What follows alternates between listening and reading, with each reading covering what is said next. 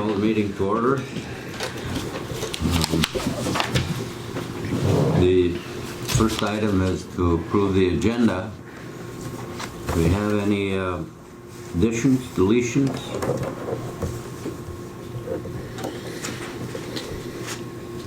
I'll make a motion to approve the agenda. All right, we have a motion by Commissioner Murray, I'll second it. second by Councilor Holden. All those in favor say aye. Aye. Very good. Next item is the minutes from January 17th. I'll move on that, Mr. Chair. Kyra made us sound like we knew what we were doing even. That's some kind of miracle. A motion by Commissioner Pavlik. We have a second. I'll second. We have a second by Commissioner Murray. All those in favor say aye. Aye. Very good. Mr. Chair, we also have the minutes from the special meeting with Onesimus from Oh. Thursday, January 27th in your packets. I didn't notice that. And so I'll entertain a motion to approve those minutes. I'll make that motion. All right, thank you. I'll second. Do we have a second? Second. All right, we have a second. All those in favor say aye. Aye. Aye. Opposed? Very good. Next item is Treasurer's Report, Treasurer Murray. Okay. Start with Keda. There was no transfers done in the month of February. Bills to approve today, and I'll be asking to, actually I'll make the motion to pass the bills that are here to approve in their amount of $22,376.19. And, I'll make that motion. all right, To pass it. To pay them. any discussion? We got a second, Mr. Chair? No, there wasn't. I'll give a second. Go ahead. Okay, yeah, doesn't matter. Okay. Second by Commissioner Pavlik. Any questions? Discussion? All those in favor say aye. Aye. Opposed? Nope. All right. Continue, Treasurer All Murray. right, then next we'll talk about cold weather testing and JLR. We had a transfer of $30,000 from JLR to CWT, and we had another transfer of $20,000 from JLR to Keda last month. Okay, the bills I'm asking to approve today are in the amount of $35,664.36, and JLR's portion is $1,193.40 of that dollar amount. I'll make a motion to approve the bills for this month. I'll second that. Okay, we have a motion and a second. Any questions, discussion?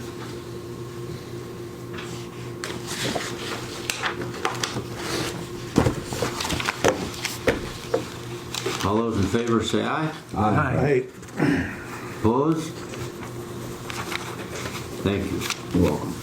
Thank you, Treasurer Murray. Thank you. The next we have a SPDC update from Ms. Smith. So we have been working with the Northland Foundation, getting a application into the deed program for the Main Street Revitalization, Economic Revitalization Program. It's a program with, if a business has a project, 30% of that project cost could be a grant. And then also they do some loans, like guaranteed 80% SBA loans through that program as well. So the application is due today. So the Northland Foundation is submitting it on our behalf and other communities in the Arrowhead region. We should hear hopefully by the end of March, early April, if we've received funds for that. And then we would figure out how to distribute those funds. We've had I have 45 applicants in our county that have applied, and it continues to grow. We have people that still want to apply. We haven't asked for that certain amount of money, but if projects change or that, so I'm telling people to go ahead and continue to sign up with the pre-application, and you'll be on the list, and I'll continue making a spreadsheet with the projects and all of that, and as we go through them.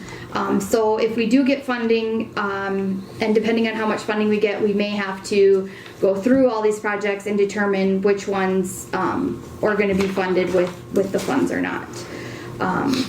But I want to thank everybody for letters of support from the different cities. Mr. Hansen wrote one, the county wrote one, City of International Falls, Big Falls, and other community members, Northland Counseling, Rainy Lake Medical Center. So we got a lot of letters of support for all these projects, so that was really good. Excuse me, Yeah. what was the total dollar amount so far with those 45 applications? And these are total project costs. The project cost, I think, was around $9 million. And I haven't got an up-to-dated one because people keep applying. So it's probably a little bit larger than that. But yeah, so I think we were asking for around $3 million for grant funding. And that state only has so much funding to give out to rural areas. So we'll see how that goes. But hopefully, fingers crossed that we're able to fund all the projects. We have partnered with Kutaska to look at and offer tax assistance services. AARP was doing this service previously, and the deadline had passed for registering a site and getting a lead volunteer. So we are going to partner with Kutaska and trying to find ways to help people in our county get their taxes done. So we right now are looking at having different sites across the county with volunteers to help people so they can come in. They would do the taxes themselves with the help from a volunteer going through the one of the recommended sites from the IRS that they could file for free, and they would get help walking them through that site. We've had a couple volunteers from North Home already, so that's great. We need volunteers in the falls, and we're asking for Big Falls as well. But especially International Falls, there's a huge need, and so we definitely need volunteers, otherwise we won't be able to have this program. We are also asking for money from the Northland Foundation and the county funds for COVID, so that if there are people who are unable to come to these centers and get help with volunteers to do it themselves, that they could still file their taxes. So we would pay for their taxes to be filed with a local CPA. I'm not sure if Kutaska is able to be the fiscal agent for these funds, so I am asking if Keda would be willing to be the fiscal agent for this tax assistance program that we are working on right now. Did you say that Kutaska won't, or you don't know yet? I asked, and so she hasn't gotten back to me yet. Yeah, I just had a meeting. She told me about it, asked me about that money too for the county, but I can't remember if she said that they were doing that. Yeah, so I wasn't sure. So since we were meeting today, I wrote an email this morning saying that I would ask, and that if they weren't able to, then I would ask, the Keda board if we could be the fiscal agent for that. So what it would be is, I believe at the end they throw a dinner for the volunteers. We don't pay them, but we do background checks on the volunteers. And the Northland Foundation will be contributing some funding as well. I think we could do administrative fees, some administration for being the fiscal agent, and then also to pay the CPAs for doing the tax services for these people. If I could, Yeah. just put some context in this too, Joanne was relaying the numbers, how many people take advantage of this, primarily elderly people. How many people were taking advantage the last couple of years? Last year, and this was lower due to COVID, there was about 600 people that took advantage of the program, and that was about $600,000 in tax returns. And so, you know, due to COVID and things like that, you know, these people, this money is important to them, but it's also important to our community because it gets the money back into our community as well. So we want to encourage people to do their tax returns. And I think the year before that, it was about 1,000 people pre-COVID. It's a lot, yeah. And it was like Numbers on that. 1.2 million or something like that. So yeah, there's a lot of people that need this service. That's important economic development. You bet it is, yeah. It's, you don't think about it, but it's that's a lot. That's a lot of money infused into the community. And I'm on that board, the American Rescue Board. Yeah, so And that's gonna, we're meeting Wednesday this Yeah. week, so I was asked to be at that as well, so I Yep. will yeah. be at Yeah. that meeting. So I guess I just ask the Keda board if you would be willing, if Kutaska is unable, if you'd be willing to be the fiscal agent for this project. And I'm sure they'll pass that without a question at the Oh. Wednesday's meeting. Oh, And again, as we They looked don't. at it, excuse me, but as we looked at it, we don't think it's going to be onerous. We just have to issue, we're not going to be issuing a lot of checks. It's not going to be a lot of work. But right. somebody needs to take that. Yeah, because there's only, I think, 3 CPAs in our area, so you know they would each have an invoice with all the people that they did and issue the invoice to us, and we would pay them, you know, for that tax season type of a thing. We're not going to issue a check with each person. That I think is going to be too much. So. All right. What's the board's pleasure? Oh, I think that's a good idea. All right. Is that a motion? Yeah. I'll that's a second. motion. All right. We have a motion from Councilor Holden to for Keda to be the fiscal agent if what's the other organization? Kutaska. Yeah, if Kutaska is not. So we're in a secondary position. Good place to be. Carol's my fiscal agent, but she doesn't work outside the home. Do we have a second? Terry did Oh, that. thank you, Commissioner Murray. Further discussion? All those in favor say aye. Hi. Opposed? Very good. Thank you. Yes, thank you. I appreciate it. So far the past couple months, I've been helping at least four businesses with starting a business or purchasing a business locally, and there's been more coming. So it's been good to see that things are kind of starting to pick up some pace again. So that's really good news.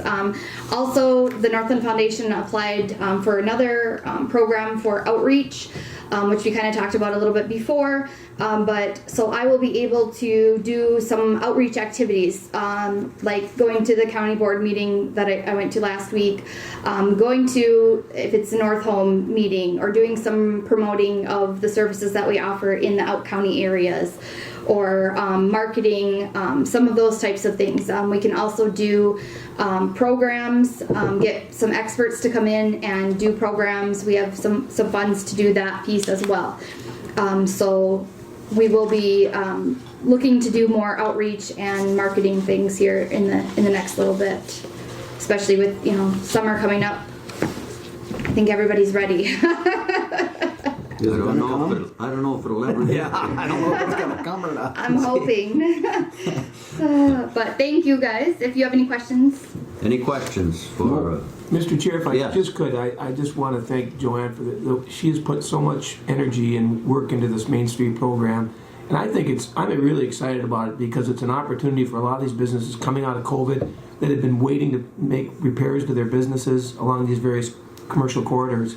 But Joanne single-handedly created the pre-app, really forced Northland to get on board. She was way ahead of every other community and county in that region.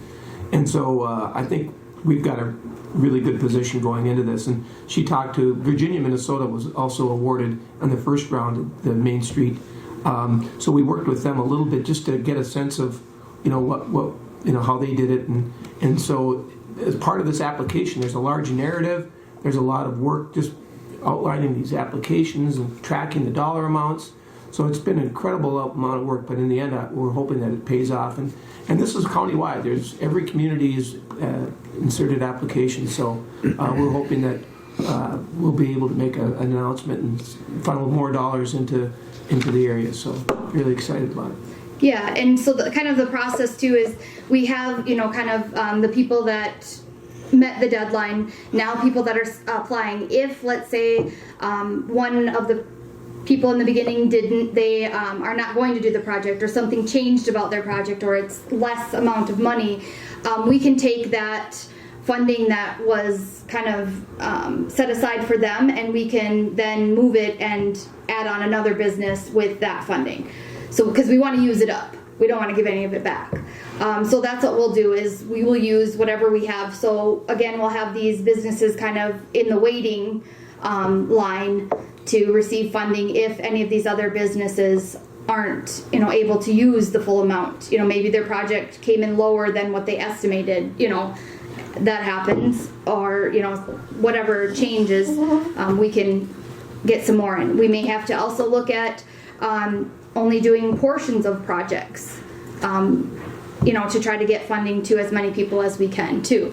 So that, I think we'll probably have to have a committee if we do get funding, and that committee will start taking a look at some of these things.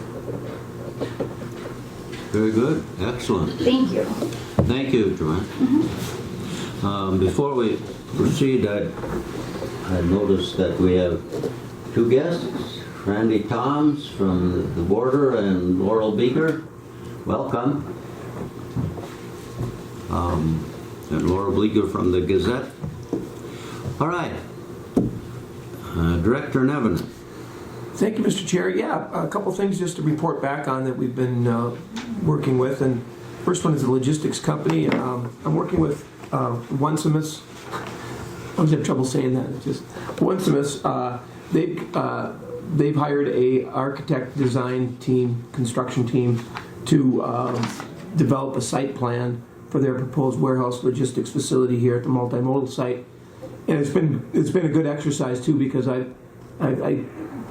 keep reinforcing the notion that before we can go to our federal partners to see if there's any funding for logistics or for infrastructure or any entity, that we're going to need a starting point in terms of what is this going to cost? What are we looking at in terms of cost? And of course, if there's a rail component, that drives the cost up a great deal. And I think Onesimus is settled on the multimodal site just because the utilities are already stubbed in there. There's a siding going in there. But we're getting down to that detail, including like topo maps and looking at drainage, and they've got an architect and a builder that's built warehousing and different types of commercial facilities. So it's a good next step. And so we're hoping that they can have a plan ready in the next couple of weeks that gets into that level of detail and a conceptual plan, so people can see what this is going to look like. And then, of course, the cost, and then work backwards to try to, okay, what resources are out there to help pay for this? How much is Onesimus going to bring to the table in terms of the total project? I know in their presentation they put the cost at $15 million. Well, we'll dive down a little deeper and see if, in fact, and then go from there. So it continues on, and we will hopefully be able to report back next month on where we're at. Our EV charging network is off to a slow start, but Mike's brought some additional people to the table. We had planned on meeting with Lake of the Woods County, Kitson County, and Rosa County prior to this point, but ZEF, they make these charging facilities, or the equipment, and they've actually applied through the MPCA and were awarded to install two fast chargers along this corridor already. So we're waiting for them to kind of come forward and say, okay, we're going to put a fast charger here and here, and then continue to work with our group as okay, where else can we put chargers? What makes sense? What resources are out there? So we still think that it's valid. In fact, we've got some test folks on the ground right now that are testing all electric vehicles, and this cold weather has really, really shown the challenges around operating in cold weather with all electric vehicles, and the need for charging infrastructure. You mentioned these fast chargers. What's the concept? I mean, do they charge quicker? Oh yeah. Most of they're called tier 2 chargers are overnight, where if you're at a hotel or your home, you plug in 8 hours. Right. These are be like hour, 45 minutes to an hour. Quite a full difference. charge. Yeah. The cost goes up considerably to get to these level 2, but so. And again, you can't go a day without more media coverage of electric vehicle infrastructure and manufacturers and how it's going to change the landscape. So, but I'm just hoping we can get together as a group and start a formal conversation with these other counties. I don't know, Mike, if you had any. Well, people aren't moving fast enough for me. I got a call Saturday from the CEO of the Minnesota Rural Electric Association telling me that they would work with us any way they could, and that they feel that the amount of potential funding that is going to be put in for Minnesota, that they feel strongly that rural areas should get a good portion of it. So, I wish we were further along, but I'm playing on the end of the rainbow. I'm not out in the business world. Well, you got a telephone, so you're still getting calls.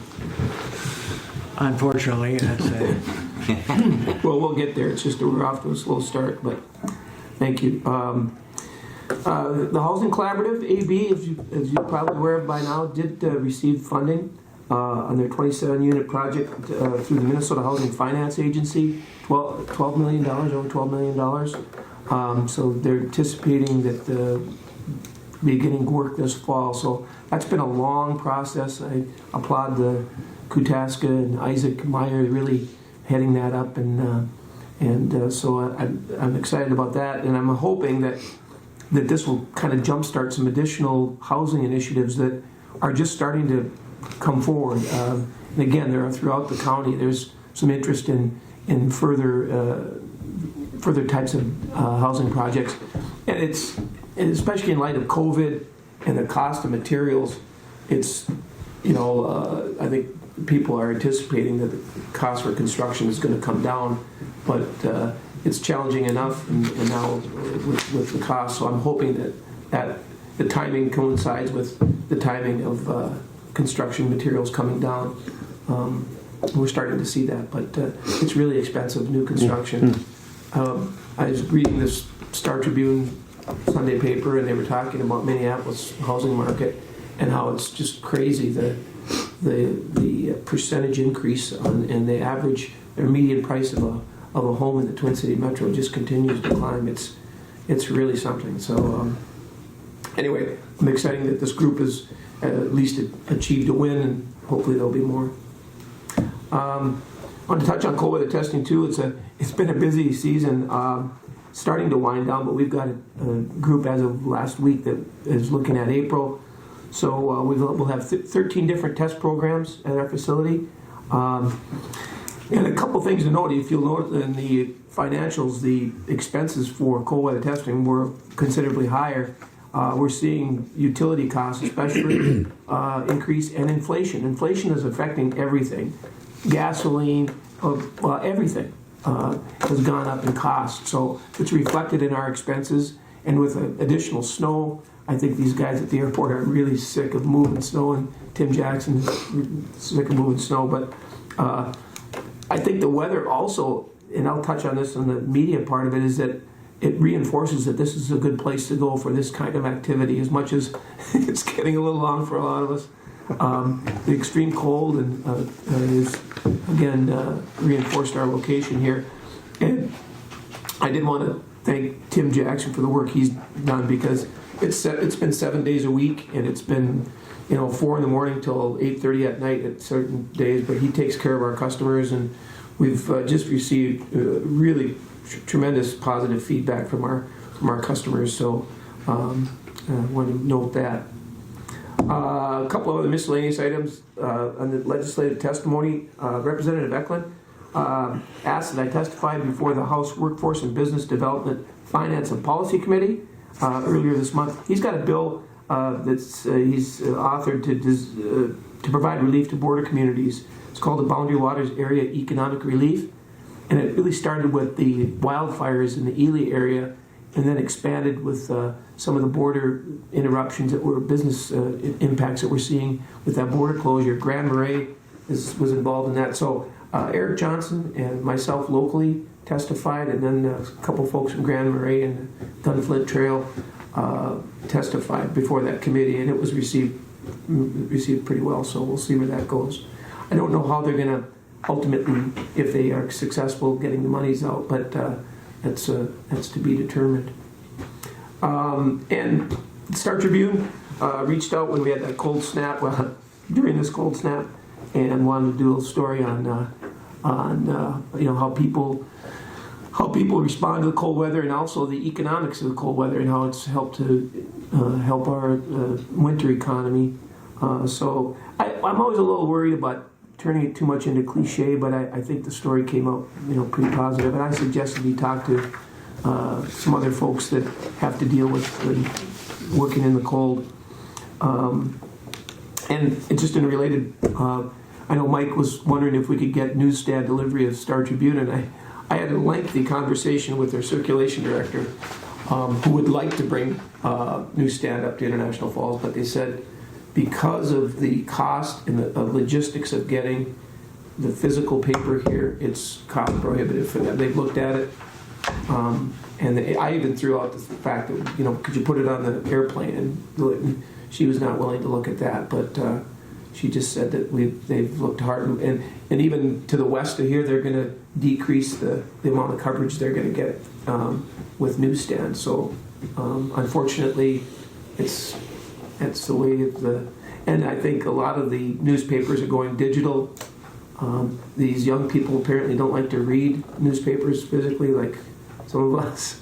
So that's another part of the equation, is that the digital aspect. But anyway, I did follow up. So, and then I included in your packets this month a story in Business North about Cantilever, and as well as the new hotels coming, and just the impact that's had on the landscape here. And so a real positive article about what's happening out here. And I'm anticipating a very busy spring-summer construction season coming on the heels of Highway 53, the airport, and all the other construction.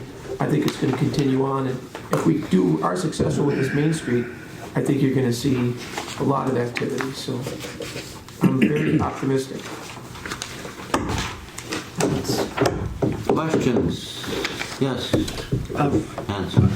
Well, Paul, I appreciate you chatting with the Minneapolis Tribune, and I know that from just being a private subscriber, they're having a difficult time getting the papers up here. Having said that, and I know he spent quite a bit of time in there, I was wondering if there was any chance that the board would consider asking them to give us that opinion in writing, so that we can find out why you can't get a paper up here. I'm not suggesting that might change their mind, but and I don't want to go above and beyond what Paul has already done, but I'd be interested to see what the reasons on paper is. I was wondering if we could send them a request that we would like to have the paper up here and would prefer to get the response in black and white. That's what they do. And you think they would detail their financial reasons for? I would like to hear it. I mean, we have the only water-based park in the United States. We have one of the busiest airports in Minnesota. My neighbors and friends all enjoy newspapers, and I get the digital part. And if they can't do it, they can't. But I would like to I'd like to see the Mr. Taylor write a letter to me and say, we can't do it. And that's just my request. Now, whether or not the board agrees, I don't know. Maybe Paul doesn't either. I didn't run this by him before I sat down here. Well, the circulation director's been there for like 40 years, and she was sympathetic, and she said we'd like to, but they've looked at it as a business, and just that was. But if you'd like her to respond formally with a written. Could, like a Sunday paper or Saturday only? I mean, or are you looking at the daily? Well, I'd like to see a newsstand in at least a couple places, and is it possible for the people up this far to pay more? I'm not saying that they all want to, but Why, I mean, even if we had to pay more, I think it's a good idea, I mean, to have it up here. I enjoy it. well, it isolates us. We're talking to Minneapolis, right? Yeah. Yeah. Yeah. And the thing is, the Duluth paper covers some, I like the sports section. I'm just a sports nut, okay? Oh, I didn't know that. Oh, yeah, okay. Well, anyway, I am. And the sport of wrestling doesn't get much from the Duluth because Duluth doesn't have wrestling. Never has, never will. Oh, I didn't know that. Yeah. And so, but Minneapolis, it's a big deal down there. Did you see the Minneapolis Sunday paper yesterday on the front page of the sports? Mm-hmm. That story about that girl that wrestles, and while she's a minority in Minnesota, she's been outstanding. The story was like 3 full pages. Awesome. Yeah. Yeah. And so for me, I mean, I agree with you. I mean, I came out of Grand Rapids High School, and you didn't see, anything on wrestling other than the local Grand Rapids paper because Duluth and Cloquet and those areas didn't have high school wrestling. So you wouldn't see it in the Duluth newspaper. Minneapolis? Oh my goodness, it's solid. I mean, we're talking. All right. So I'd second whatever. I'm just asking as a request. I don't know that we need a motion, and I would just like to hear what they say All right. publicly. So, Director Nevenin, you want to compose a letter for me to sign? And do we have a consensus from the board? Yeah. Yeah, me. Can't hurt anything. All right. I gotta tell you, we do get the Sunday paper here, Yeah. but that's Oh, because we have a dedicated lady who drives way down to pick them up and Is bring that them back right? here. Really? Yeah, Yeah. Not only that, she even brings it to Birchdale. yeah. She has a route she follows for Yeah, Sunday yeah. paper. Wow. I mean, Really? talk about dedicated I Sunday. thought that was flown in here or delivered here. I think she drives to Bemidji and picks it up. Yeah. That's what they have to do. I know she's gone in some terrible weather. Who is the lady? Oh, I forget. Do you remember her name? She's Danita Ducharme. Ducharme. Yeah. Oh, sure. Yeah. Wow. Just a wonderful person. Gosh. I didn't know that at all. My neighbor gets the Minneapolis paper in the mail, but she has gone 3-4 days at times, doesn't get the paper, and then she'll get 4 in one day or 3 in one day, and I think now lately when they skip, and it comes in the mail. They don't even send it on them. If it's been like 3 or 4 days, they don't even send it. So she's paying for it.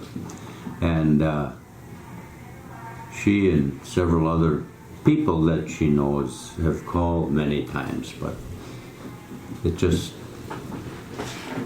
we're not getting it. Anyhow, thank you for doing that and let me know. We'll do that. It also speaks to we talked about this last meeting, and Kyra and John and I talked about just communicating locally with folks about local news or events or programs. It's getting harder and harder to reach everybody, and without we've got a weekly newspaper, we've got the radio, obviously, but out county, and even people that don't read the newspaper or don't listen to the radio. So more and more people are. You got to reach them through Facebook. Through, you know, if we lose the Chamber of Commerce, the Chamber had a newsletter or a email list that we could send out to. But so it's challenging to communicate what's happening, and I think it will continue to be challenging. So Yes. So, Laurel, thanks for the Gazette and your work. And thank you to Randy and your company, radio station. All right. Next item is do you have any other questions of Director Nevin? Next item is the city-county updates. We'll start to my left with Councilor Holden.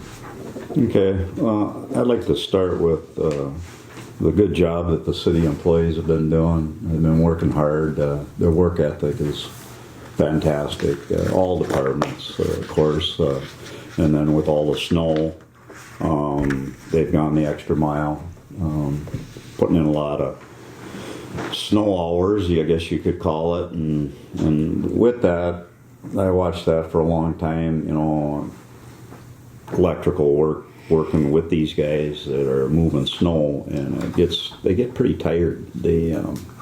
you know, the hours and they get more and more tired as time goes on. This has been kind of a tough year.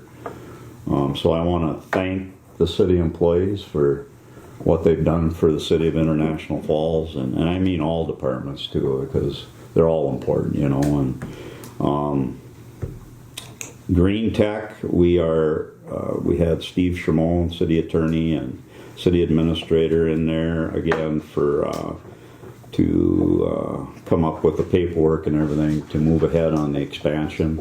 So we're waiting for just some paperwork or whatever, and then we're going to move ahead on Green Tech.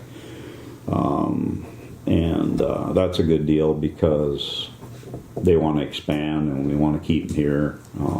70 employees and the possibility of more employees in the future. So looks like there'll be at least 10 or more added after the expansion, so that's a good deal. Bacchus, we listened to the speech on that and all that before it was finalized, and we gave the approval for the going ahead with the remodeling up in Bacchus and all that, and gave them the nod. And so that was good. And then one thing I would like to say, Alan, is this is election year. We have 3 city councilors coming up for election, and one of them's already officially said he's not going to run, and that's Joe Kraus out of the Center Ward. He will not be back. So, and then the other 2, not sure what they're going to do. So you could have a whole new 3 city councilors. Ward 1, you call it West Ward, Center Ward, East Ward. Those 3 are up for election this year, and I just want people to know that it's an important year for leadership. Myself and the mayor, we won't be up for another 3 years, so we've got one in on our 4 years, and but these 3 will be important. There are 3 votes, and if the 3 don't run, that'll be a whole new, you might as well say a whole new city council. So. How many councilmen are there? There's 5. There's 5. And then the mayor. No, 5 including the mayor. Okay. Yeah. Yeah. So that's about all I got to say. We had a short agenda on our last meeting. We did talk about a few things, but it was a kind of a short one. And then, All right. So- Any questions of Councilor Holden? All right. Excuse me. Commissioner Murray. We've got 3 county commissioners coming up. Thank goodness I'm not this. That'd be a big turnover, but I don't think there'll be a turnover. Anyway, I just wrote a couple of things down here. Jail discussion. We picked we finally picked a firm to be the project manager, and be darned if I can remember the initials. I can't either, but ICE. but one of the main people is Ken Corbett. Ken Ken Corbett. Corbett from Manchester Falls, yeah. Which kind of nice. I mean, Yeah. he'll be overseeing it. Yeah, that's going to help us out. So that's well on the way. Got a lot to go. I think the projected year of completion would be, I think it was, was it 2024 or 6? I can't remember. It's a few years though. Yeah, And that's starting this year, so it's a long it's a process. huge project. Did they pick a location? No, that's what we're in Yeah, the process of now. We got ideas, but Yeah, looking at possibilities, but what makes it really tough is that what they're going to require of us is to be able to take prisoners from the lockdown facility directly into the courtroom without taking them through the public areas. I mean, that's the way they do things now. So how do we add, do we add on, or do we build separate, or we'll be going through all those Yeah. things. Very expensive project, but it's, Wade and I they have are- no choice. grace to be on the committee.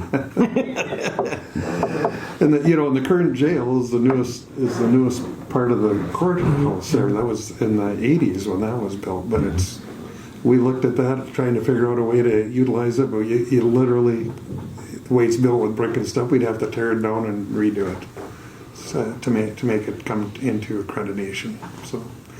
So anyway, that's what we'll be working on. Yeah, and we are looking at possibly using that building. I mean, moving things around so we don't waste space. But that's going to be a big part of the project too. And we're going to be approaching the city and Yeah. Vedette. They're going to have to make a decision if they're coming or not, because we've got to know that as far as the footprint. Yeah. That'll have a lot to do with it. Can't plan without that knowledge. Yeah. And then just let you know that I'm a chairman of the North Cooch Sewer District. I'm on the East Cooch, so I'll update you on some of that. Is they do have, got it right here. I don't want to say numbers if they're not correct.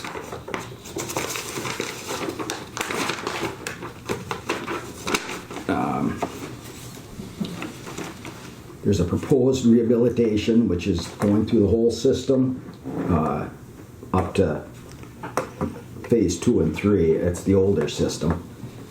They need to go through and fix the manholes if needed, clean it out, do just an overhaul is all I'll put it. And at this point, the estimate is 1.6 million.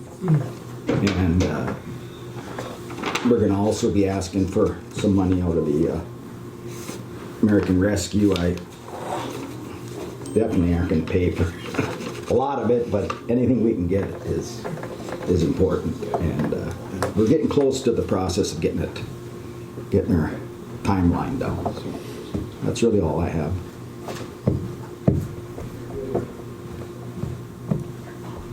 All right. Any questions of Commissioner Murray? We'll move on to Citizen Hanson. Thank you, Mr. Chair. In the rural communities, things are, like here, pretty quiet. They're kind of just idling, waiting for spring, if it comes, to do their projects. They're doing water projects and they're doing sewer projects, and it's really quite important to them.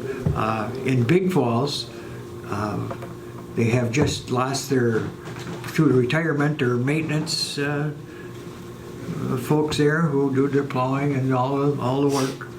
And the other thing there is Joan Nelson has been in Big Falls city clerk for at least 20 years.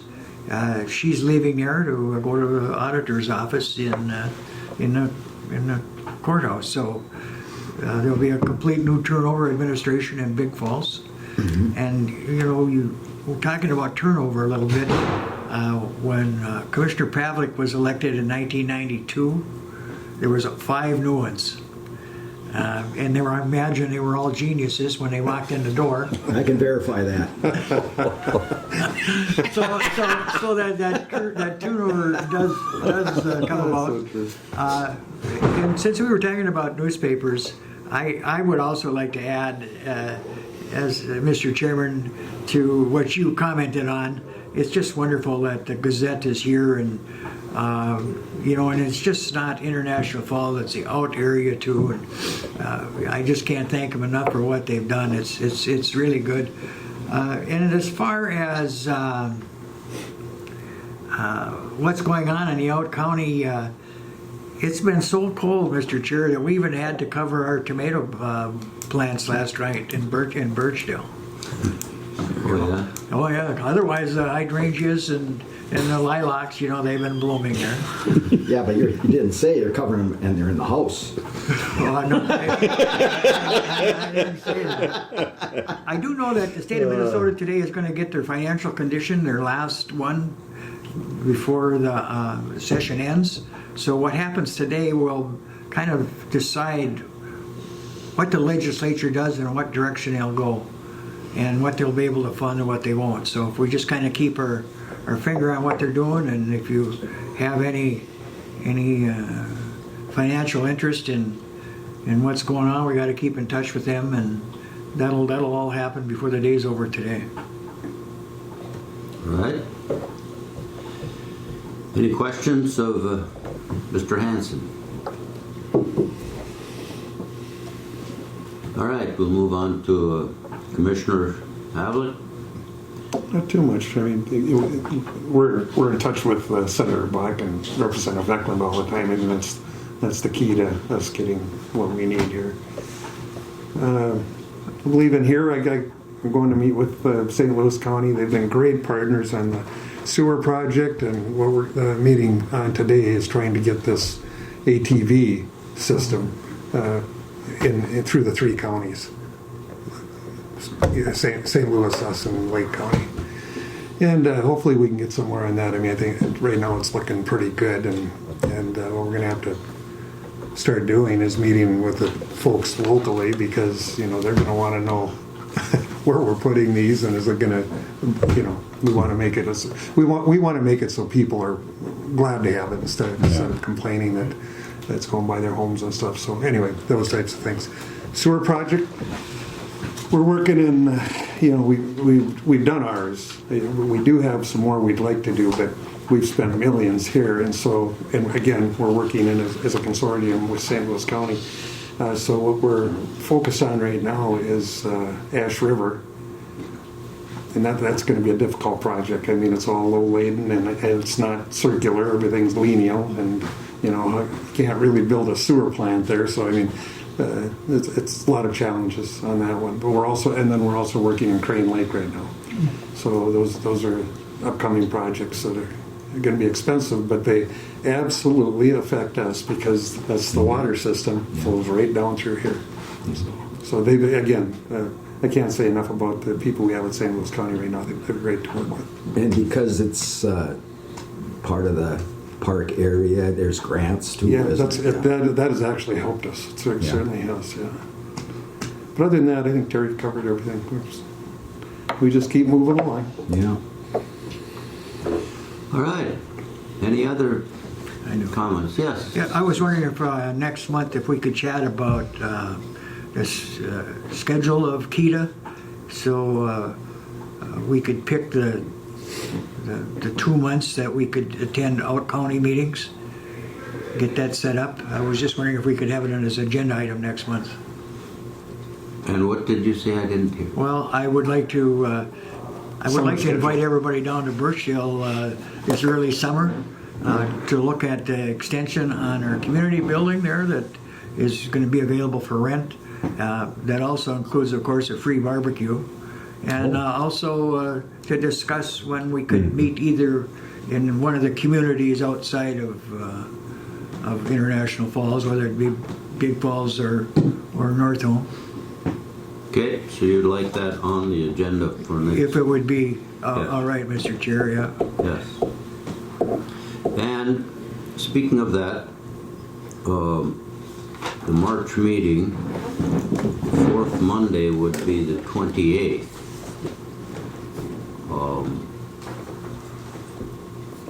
How does that look for folks? That's good for me. Okay? 10 o'clock here?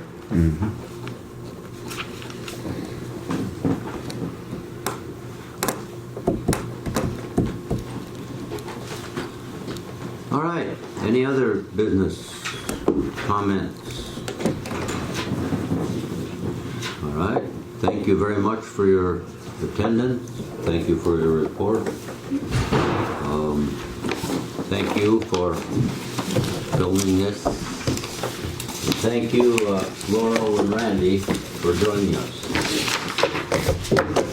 The meeting is adjourned. Mr. Chair. Hi. You mind if I ask a couple of questions? Sure. Okay, I just want to get your thoughts on the funding announcement for the new customs facilities that seems to be now will go on your side of the border. They did make an announcement that they approved funding for a new border crossing here. Oh, yeah. Oh. Yeah. But Randy, your question is, did they pick a site, right? No, I was just wondering to get your thoughts about the announcement. I know that it's been probably 10 years in the making, correct? Maybe more?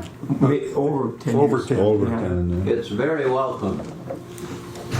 But they were looking at different options Yeah. for siting. That's what Yeah. I'm curious about. That's what people are going to want to know. Right. Yeah. Yeah, where the site will be is of interest, of course, to to everyone. Yeah. In fact, and also, Randy, you probably know this, but the bridge is no longer in public hands, right? Is it in private? Yeah. The Yeah. U.S. half is privately. Just the U.S. Oh, our half of it. Okay. Well, Yeah. and the Resolute, I believe, retained ownership of the Canadian side. Okay. Yeah. But That's Randy, did they have a dollar amount associated with that announcement? 250 million. Yeah. So that's going to be a significant construction project, and it'll Yeah. impact. Yeah. And the timing is interesting as well. But that's been 10 plus years in the making. So Well, the government does a big look at that Border Patrol building, all that facility for jail space. I mean, I don't think it's ever used. So Randy, this is Alan Rathman. In summary, I think it's very, very welcome, if I can, from the comments of the board members here. And of course, the next question is, where is it going to be? So I think that's the summary of the thoughts here. The map that was provided kind of alludes to the area just to the east that was kind of the subject of a review about a decade ago. I just heard it. So they don't own that property, I guess. Is your understanding? I guess it's still under private hand, owned by the mill or some other companies? Yes. One of the options, they had, I think, 10 different options, and I think the one that they kind of, there was agreement on was that area that next to the Border Patrol, east or west of the Border Patrol, and where the PCA keeps their trailers. All the trucks. Yeah, and there would be a corridor along the river there. But it's interesting because I hadn't seen, I just heard it this morning, I hadn't seen anything definitive yet on that. Any other questions? No, that's all. It was kind of interesting, the information that was provided to the GSA. And there's a story in the Ready Lake Gazette as well. Randy, if I could, Mr. Chair, as long as we have you, have they made any decisions on the border crossing? And do we still have to get The test. the tests? Yeah, they've eliminated the PCR test. You now have to get a rapid test, but it has to be from a lab that can provide you with a written statement of your outcome. Okay. There's still a push on this side to get rid of it, but I'm thinking probably it's going to be a few months before that happens. Okay, well, thank you for the information. Our case count's going down, so maybe all those restrictions at the border will soon end. Yeah, we're hoping so. I need to curl again. All right. Thank you, Thanks, Randy. Alan. Yeah, take care.